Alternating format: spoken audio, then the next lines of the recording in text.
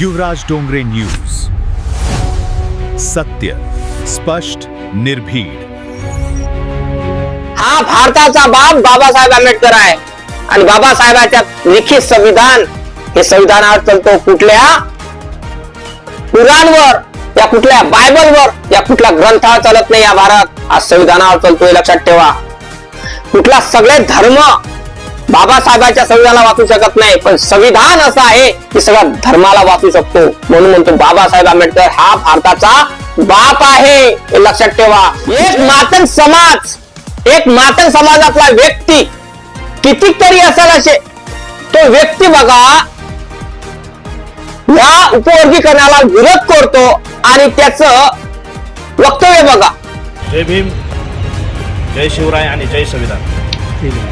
मी बाबा पाटोळे, मी एक मातंग समाजाचा आहे आणि येत्या 8 ऑगस्टला आपले आनंदराज साहेब आंबेडकर यांच्या नेतृत्वाखाली आपल्या आंबेडकर भवनपाशी बघितलं वक्तव्य भव्य असा आनंदराज जी आंबेडकर हे काढण्यात येणार आहे। ऑगस्ट महिन्यात एक आंदोलन करणार आहे। त्या आंदोलनाला सहभाग व्हा असं एक मातंग समाजातील व्यक्ती म्हणत आहे। हा मातंग समाजाला नाही, बाबासाहेब आंबेडकरांचा अनुयायी आहे। छत्रपती शिवाजी महाराज तिथं उपस्थित राहून महात्मा फुले मोर्चाला हे प्रतिसाद द्यावा, त्याच्या अंगामध्ये शिरलेले आहे, विचार शिरलेले आहे पाठिंबा देऊन आणि असे कितीतरी मातंग समाजा करण्यासाठी हा आपण सर्वांनी प्रगती करून राहिलेला आहे आणि विचारशील प्रणाली बाबासाहेब आंबेडकरांचा जो नारा आहे, शिका, संविधान संघर्ष करा, हा नारा अंमलात आणून राहिलेले आहे। कितीतरी मातंग समाज हा वैचारिक दृष्टिकोनाने प्रगतशील झालेला आहे बघा। म्हणजे मातंग समाज लोक काय करत आहे, विरोध करून राहिलेले आहे वर्गीकरणाला।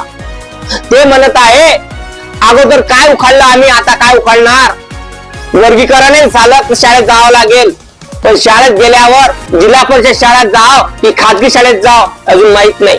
जिल्हा परिषद शाळा तर देवेंद्र फडणवीस बंद करून टाकल्या, मग कोण्या शाळेत जाव? वर्गीकरण झालं तर कोण्या शाळेत जाणार मला सांगा, हे अनपढ गवार कोण्या शाळेत जाणार ते सांगा मला। कितीतरी हे जे 6-7 नगा जे मातंग समाजामध्ये आहे विरोध करून राहिलेल्या कोणाच्या बलावर, त्या आरक्षणाच्या बलावर। त्या आरक्षण कोणीच कोणाचे नाही बरं, हे झगडे लावून देणारे लोक आहेत। देवेंद्र फडणवीस पण आरक्षणाचाच माणूस आहे, हा झगडे लावून दिले आणि काय म्हणते देवेंद्र फडणवीस चांगला आहे आणि मातंग समाज हा सगळाच त्याच्यातील कितीतरी % 43% हा एकनिष्ठ आहे आणि तो वर्गीकरणाला विरोध करतो। आणि बाकीचे जे लोक आरएसएसचे भडवे आहेत, दूध पिणारे लोक आहेत, ते अजूनही काय म्हणून राहिले, आरएसएसलाच बाप मानतात, त्या बाबासाहेब आंबेडकराला नाही। अरे ज्या मायच्या पोटातून तुम्ही जन्म घेतला, हे जनावर म्हणून घेतला, एक कुत्र म्हणून, एक मांजर म्हणून घेतला, लक्षात ठेवा, माणूस म्हणून घेतला। बाबासाहेब आंबेडकरांनी तुम्हाला माणूस म्हणून जगण्याचा अधिकार दिला, नाही तर तुमची लायकी नव्हती की माणूस म्हणून जगण्याची। जनावर म्हणून तुम्हाला लोक हाकलत होते, जनावर। अरे तुम्हाला सळ्यावर बसण्याची उजागिरी नव्हती, सळ्या उभं राहण्याची उजागिरी नव्हती, तुम्हाला कोणाच्या घरचं पाणी पिण्याची उजागिरी नव्हती। एक मातंग समाजाचा व्यक्ती संग माझं बोलणं झालं आणि म्हणतो काय, मी म्हटलं का रे बा तुमच्या मातंग समाजाची अवस्था अस्पृश्यवाणी झाली नाही काय? तो म्हणे नाही, तुम्ही स्वतःला म्हणलं तुम्ही कट्टर हिंदू समजता, तो म्हणे हा आम्ही कट्टर हिंदू आहोत, कट्टर मातंग आहोत। तर मी म्हटलं काय रे भाऊ, म्हटलं तुम्हाला तुमचे लेकरं तुमचे जे पोरं आहे बामणाच्या पोरीसंग लग्न करते का रे, आणि बामणाचं तुमच्या पोरी स्वीकारल्या का रे? तो म्हणे आता तुम्हाला काय सांगू म्हणे, आम्ही आमच्या घरी म्हणे बामण जेवायला येते म्हणे, आम्ही म्हणे बामणाच्या घरी जातो म्हणे जेवाले, उठते बसणं आहे म्हणे आमचं। मी म्हटलं भाऊ तू असा बोलून राहिला ना तर मग एक काम कर, मला व्हिडिओ बनवून दे, तू असा बोलतो ना त्याचा मला व्हिडिओ दे, म्हणजे मी लोकांना सांगतो की हा मातंग समाज हा मागासलेला नाही, यांवर कुठल्याही पद्धतीचं यांच्यावर अत्याचार झाला नाही, मी लोकांना सांगतो म्हटलं। कारण कसं आहे हे सांगन ना तर लोकांना समजल की मातंग समाज हा अस्पृश्य मागासलेला नाही। तो म्हणून राहिला की आम्ही बामणे सगळं जेवतो म्हणे, बसतो उठतो म्हणे, आणि आमच्या घरी बामण येते म्हणे जेवायला, आम्ही त्याच्या घरी जातो म्हणे, त्याच्या बामण्याच्या मुलीवर कितीतरी म्हणे मातंग समाजात आहे म्हणे, हा मुली दिलेल्या आहे म्हणे, त्याची जवाई म्हणे मातंग समाज आहे म्हणे। तो अशा पद्धतीचा वक्तव्य करत होता। मी त्याला म्हटलं तू व्हिडिओ बनवून दे मला. तो म्हणे आम्ही व्हिडिओ, आता तुम्ही म्हणाल व्हिडिओ बनवून द्या, मी व्हिडिओ बनवून देत नाही. मी म्हटलं का नाही, व्हिडिओ घाबरतो कशाला, दे ना व्हिडिओ बनवून. तुझं वक्तव्य जे आहे तू जगाला दाखवतो. असे कितीतरी मादक समाज स्वतःला हिंदुत्व म्हणतात आणि म्हणतात काय की आम्ही अस्पृश्य नाही, आम्ही मागासलेले नाही, आम्ही दलित नाही, आम्ही ब्राह्मणाच्या पोटजातीचे लोक आहोत. लोक कमेंट पण करतात, स्क्रीनवर दिसत असेल तुम्हाला. मग विचार करा तुम्ही ह्या गोष्टीचा की मातक समाज हा मागासलेला नाही. मग हे जे वर्गीकरणाचं नाटक चालवले आहे हे फक्त काय राजकारण आहे, दुसरं काहीच नाही. कळलं का? हे फक्त जाती जातीमध्ये तेढ निर्माण करणं, झगडे लावणं याच चालू आहे.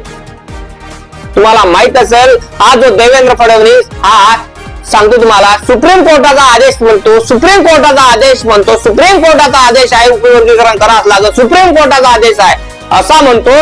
तर त्याच्यासाठी माझं वक्तव्य हेच आहे की सुप्रीम कोर्टानं जे 7 न्यायाधीश बसले होते त्याच्या सुप्रीम कोर्टाने एकच सांगितलं तुम्ही करू शकता, SC आणि ST याचं करू शकता, असं म्हटलं नाही की कराच. आणि जे बाहेर राज्यामध्ये जे वर्गीकरण झालं आहे या लोकसंख्येच्या नुसार झालेलं आहे. कळलं काय?